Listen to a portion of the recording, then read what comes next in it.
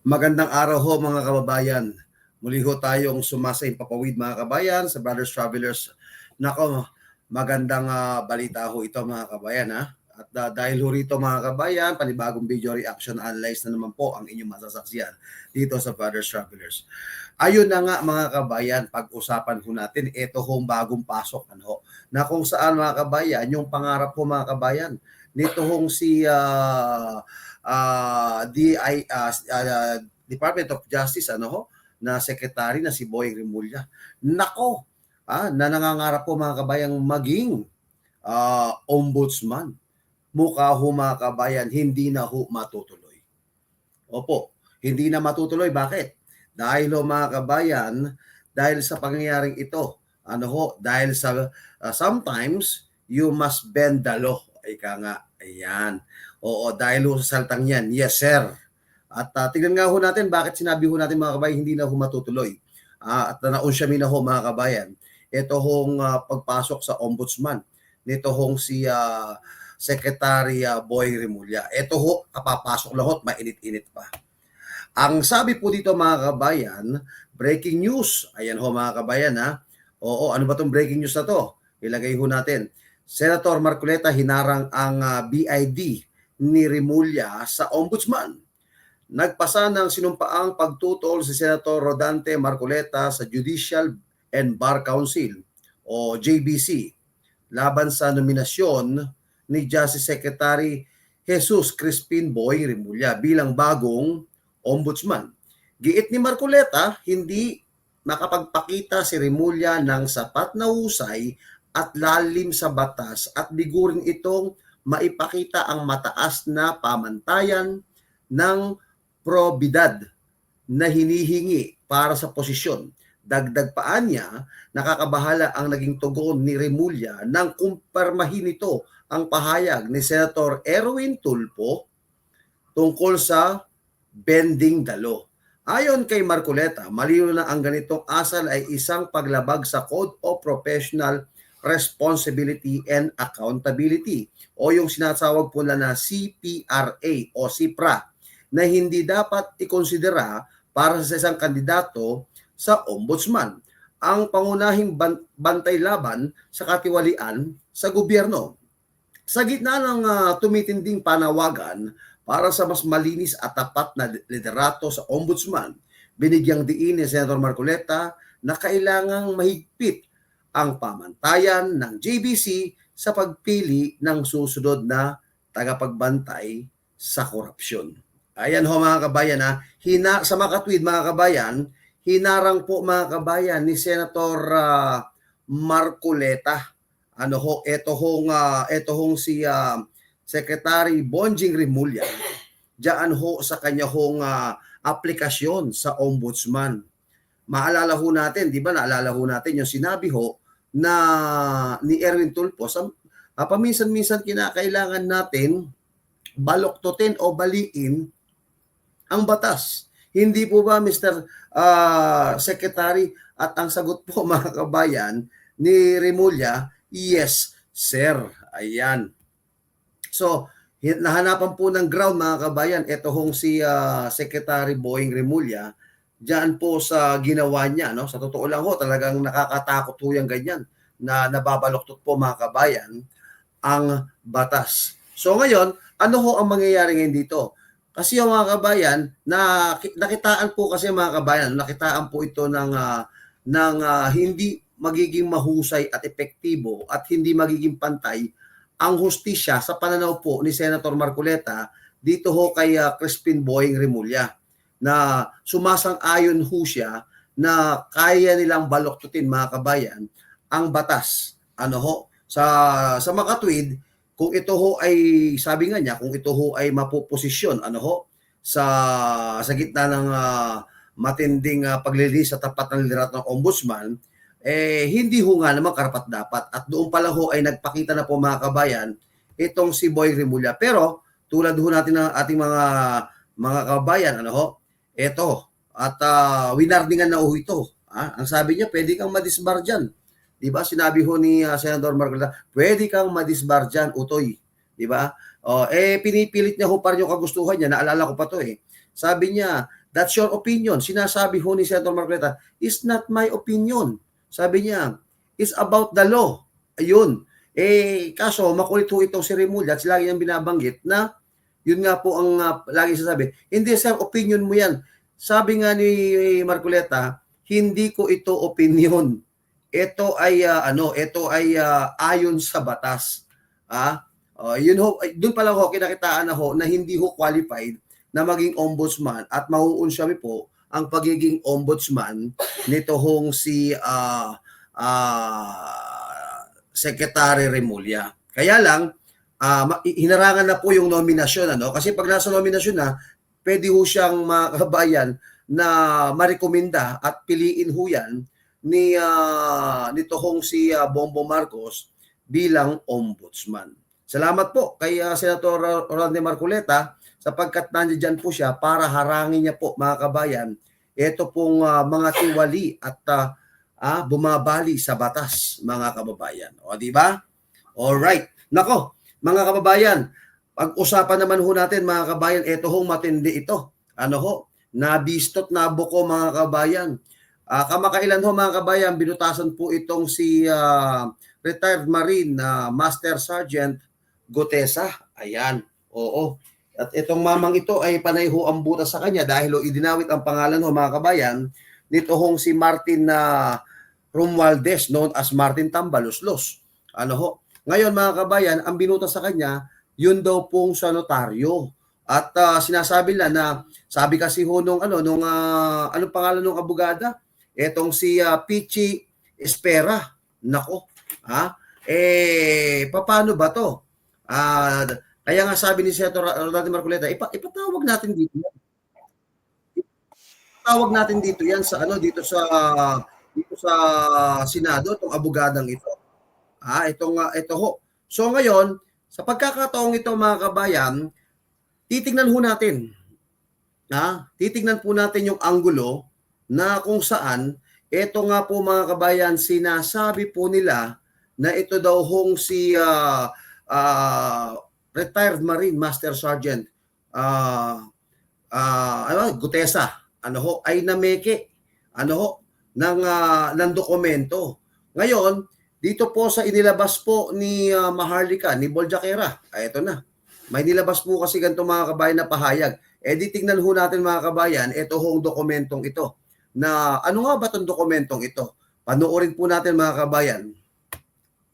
Huling-huli sa sariling pirma si Attorney Pechi Rose Espera. Totoo naman pala talaga ang pirmang ito ni Attorney Pechi Espera. Paano mo nasabing totoo naman yan? Paano ho ninyong nasabi yan? Okay. Meron kasing lumabas. Ano ba to?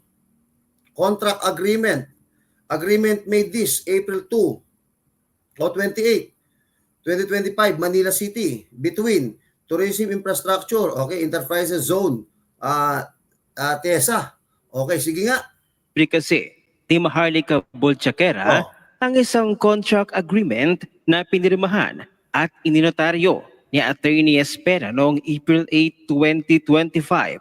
Ang kanyang pirma roon ay match na match sa pirma na nasa notarized sworn statement ni Gutesa sa opisyal na dokumento ng TIEZA, Tourism Infrastructure and Enterprise Zone Authority na matatagpuan mismo sa kanilang website. Makikita ang isang contract agreement na pinirmahan at ininotaryo ni Attorney Espera noong April 8, 2025. Subalit nang naglabas si Attorney Espera ng kanyang demand letter para ipatanggal ang mga post na tungkol sa affidavit ni Gutesa, malinaw na makikitang binago niya ang kanyang pirma. Nako, eto na.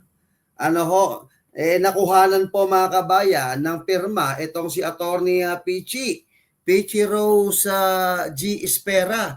Ito ho yung ito tayong demand letter, yun hong pinapirma. Nako po, delikado ito. Yung una ho pinakita kanina, minatch po sa dati. Ngayon, ito binago daw ho di umano, itong pirma nitong Attorney Pechi Rose Espera.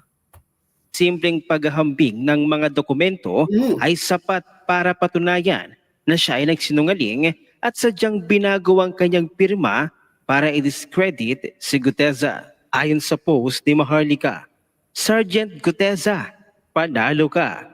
Huling-huli sa sariling pirma sa Attorney Pechi Rose Espera. Nako, Matapos sige nako. Paano nahuli? Ito, ikumpara na ho. Ito hong dating contract agreement, ano? Diyan ho noong April 28, 2025. Ito yung pirma. May pirma ho dito si Attorney Pechi Rose Espera. Hawak po ito. Hindi pwede pa sinungalingan po ito. Ano ho? Ayan. ni Attorney Pechi Rose Espera na fake daw Naku. ang kanyang pirma sa sworn statement ni Master Sergeant Orly Guteza. Malinaw sa ebidensyang ito ang magpapabagsak sa kanyang pahayag. Naku. Sa opisyal na dokumento ng TIEZA, Tourism Infrastructure and Enterprise Zone Authority na matatagpuan mismo sa kanilang website. Mhm. Makikita ang isang contract agreement na pinirmahan at inotaryo ni Attorney Espera noong April 8, 2025. Ah. Ang kanyang pirma roon ay match na match sa pirma na nasa notarized sworn statement ni Guteza. Naku. Subalit nang naglabas si Attorney Espera ng kanyang demand letter para ipatanggal ang mga post na tungkol sa affidavit ni Guteza. Malinaw na makikitang binago niya ang kanyang pirma. Nako, delikado to. Kung totoo to, mga kababayan, ha? Kung totoo to, may pagka-disbarho itong kabata-bata pa naman tong abogadong ito, ha?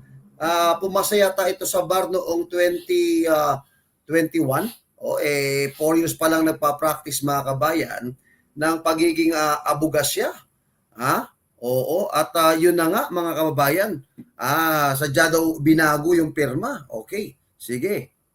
Ang simpleng paghambing ng mga dokumento ay sapat para patunayan na siya ay nagsinungaling at sadyang binago ang kanyang pirma para i-discredit si Guteza. Teka, dito nakapirma si Marty Lapid, tapos Elijah,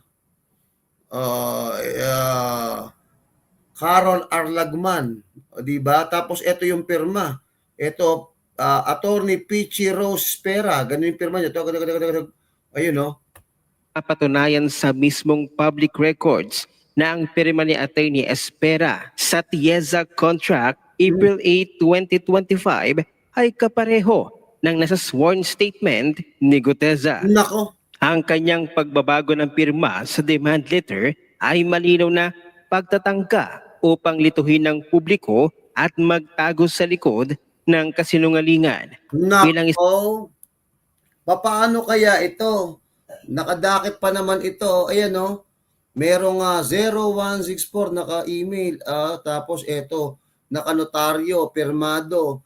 Baka sabihin ito ang peke, baka ito yung peke. Alin ngayon ang peke dito? Dalawang pirma, kumbaga lumalabas, Dalawang pirma ho lumalabas na para pasinungalingan ho, na hindi daw ho pirma ni Attorney Pechi Rose G. Espera. Yun nasa sworn statement ho ni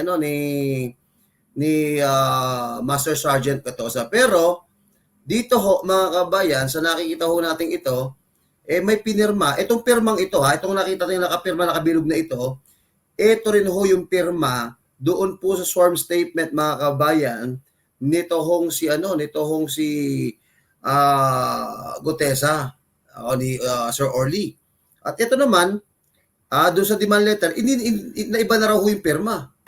isang abogado at notary public, ang kanyang ginawa ay isang malinaw na paglabag sa batas para sa mga nais mag-fact. Labag ho ba yan sa SIPRA? Ayan, ito, alamin nga natin kung labag ho. Talaga naman labag sa SIPRA yan, Sige, panoorin muna ho natin. Check. Ang dokumentong ito ay bukas at makikita sa opisyal na website ng TIEZA. Ang katotohanan ay hindi matatago. Ang mga dokumentong ito ay patunay at malinaw na huling-huli si Attorney Espera sa kasinungalingan niya. Ngunit heto na nga, makalipas ang 1 oras pa lamang ng pagbubulgar ni Maharlika, nakatunog na agad ang kabilang kampo. Pinura na ng TIEZA ang contract agreement matapos i-expose ni Maharlika ang pirma ni Attorney Pechi Rose Espera. Nako, ayan, hindi na ho. Subukan nga natin, ano ho, anong pangalan ng website? Ano, TIEZA? TIEZA, tingnan natin kung nakabura na nga, ano? TIEZA, TIEZA.gov. Tingnan natin, .gov.ph. Ayan, tingnan nga natin kung may lalabas ho sa atin dito. Ayun, website. Ayan, tingnan natin kung nakabura. Accept all cookies. Ayan. Mukhang wala na yata. Oo. Mukhang burado na lahat, mga kabayan. Oo. Wala na, hindi ko na makita rin. Yung kanila hong signature, wala na. Sige, tuloy tayo. Na nagmamatch sa kanyang pirma sa sworn statement ni Master Sergeant Orly Guteza. Sorry na lang daw si Bangag dahil na-save na daw ni Maharlika ang mga ebidensya. Delikado talaga dito si Attorney Pechi. Isang send lamang. Kawawa ho ito, mga kababayan. 2020-2021, bar passer. Ayan o, kabago-bago ho. Kung totoo to, pwedeng bago-bago mo matatanggalan ng ano. Pero teka lang ho, mga kabayan ito si Attorney Pechi Rose G. Espera, mukhang nagtatrabaho siya sa BJMP. Hindi ito parang duda ko lang kasi tingnan yung background niyo.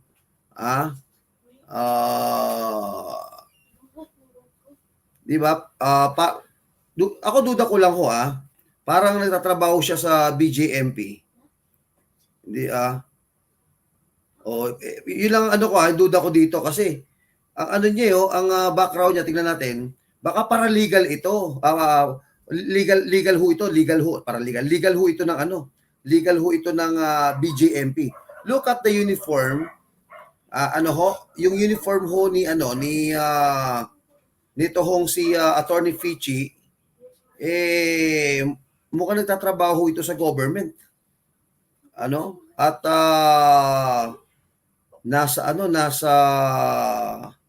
nasa BJMP nga. Di ba?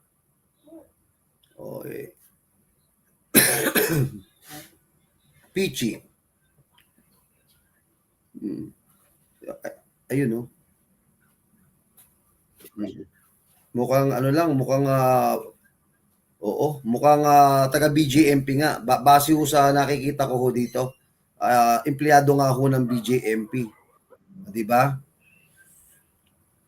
Okay. So, grabe, tuloy pa natin, mga kabayan. Ang ni Maharlika ng mga ebidensyang ito kay Senator Mark Culeta, siguradong disbar ang aabutin ni Attorney Pechi Espera. At sa napabalitang ititigil na ng Senate Blue Ribbon Committee ang investigasyon sa flood control. Kaya naman pala hindi pa nag-i-schedule itong si Senator Lacson kung kailan ipapatawag si Martin Romualdez. Malapit ang mag-adjourn si Lacson sa October 10. O nga, malapit na ho yung adjournment pero wala pa ring schedule, Yari tayo dyan.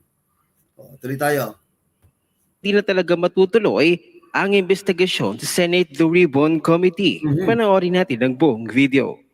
Why can't I di ba mga kabayan, maliwanag ho. Very clear na ho siguro sa inyo, mga kabayan, Ito hong ako tingin ko natakot yung abogado kasi kasi ako tingin ko natakot ho yung abogado. Kasi nagtatrabaho sa gobyerno Base ho sa profile ho kanina, tinitingnan ko ho yung profile ho ni Pechi, ni Attorney Pechi, obvious mga kabayan, balikan ko lang obvious BJMP ho, nagtatrabaho po sa BJMP. Naku, kabata-bata ho, matatanggalan ho ng lisensya. Pinaghirapan pa naman ng pagiging abogado. Ako tingin ko ho, natakot ito, kung totoo man ito kasi taga BJMP o taga gobyerno, Ayan oh. Di ba? Nako, delikado to. O siya mga kabayan, yan ho mga kabayan ang mga mainit na mga talakayan at issue ngayon ho ating gabing ito.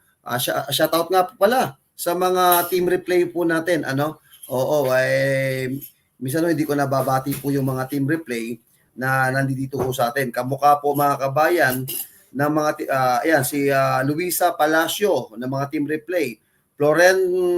Florentino Cruz. Ayan, magandang gabi po sa inyong lahat. Ayan, ano? Oo, sino pa?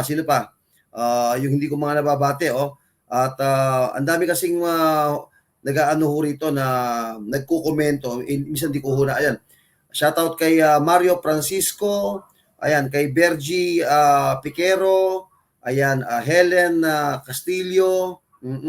At Arlene Malyari. Magandang araw ho sa inyo. At sa lahat ho ng mga team replay. At sa lahat ho ng manonood nitong ating video. Muli ako po ang inyong host, Brother Traveler Stancia, nag-iiwan po sa inyo ng isang mapagpalang gabi. Keep safe, always God bless, and always God bless. Mabuhay po kayo.